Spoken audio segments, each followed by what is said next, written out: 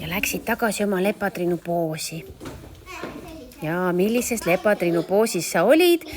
Sellesse lepatriinu poosi, millega sa tantsu alustasid, sellega sa ka lõpetad. Nii et tee endale suur aplaus, super, tubli!